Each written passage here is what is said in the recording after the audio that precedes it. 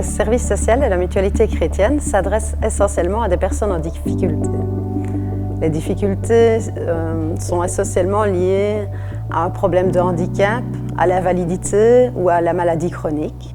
Donc le service social est présent aussi pour vérifier que les personnes sont dans les conditions pour obtenir différents avantages ou réductions financières, comme par exemple une diminution de leurs frais de santé, un tarif social pour le téléphone ou pour le précompte immobilier, pour obtenir une carte de stationnement, une reconnaissance de handicap. Les aidants proches sont souvent les personnes de référence pour nous.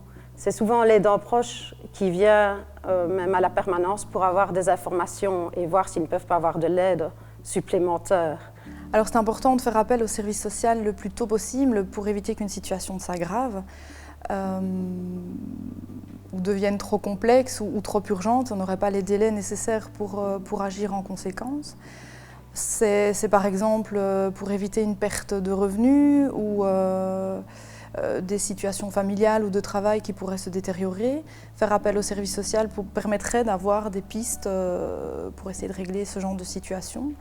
Le plus souvent, la rencontre débute à la permanence ou par une communication téléphonique. Les personnes vont venir simplement avec un document à compléter, un formulaire à remplir, avec une question concernant leurs indemnités. Et de là, on va être à leur écoute, écouter leur situation et établir d'abord une relation avec la personne. Et ensuite, on pourra envisager, voir si on a des solutions, si on peut répondre à leurs questions, à leur situation. J'accompagne pour le moment une personne qui est atteinte d'une maladie évolutive. Donc je suis en relation avec mes collègues ergothérapeutes du service Solival qui passent à domicile pour voir un petit peu la maison, dans quel état elle est, quels travaux ou quels aménagements sont possibles pour faciliter la circulation dans la maison de cette personne-là. Pour le moment, il n'y a pas encore réellement besoin parce que cette personne est assez autonome, mais vu sa maladie qui va évoluer, il va falloir prévoir des aménagements pour qu'elle puisse accéder à l'étage, etc. Et donc on se voit régulièrement. Au départ, c'était pour ouvrir son dossier maladie grave ou coûteuse, qui permet à cette personne d'obtenir des remboursements plus importants dans ses soins de santé, ce qui lui permet ensuite de faire face plus facilement à la multitude de soins qu'elle doit recevoir. Donc depuis, on se rencontre régulièrement pour continuer à maintenir ce droit et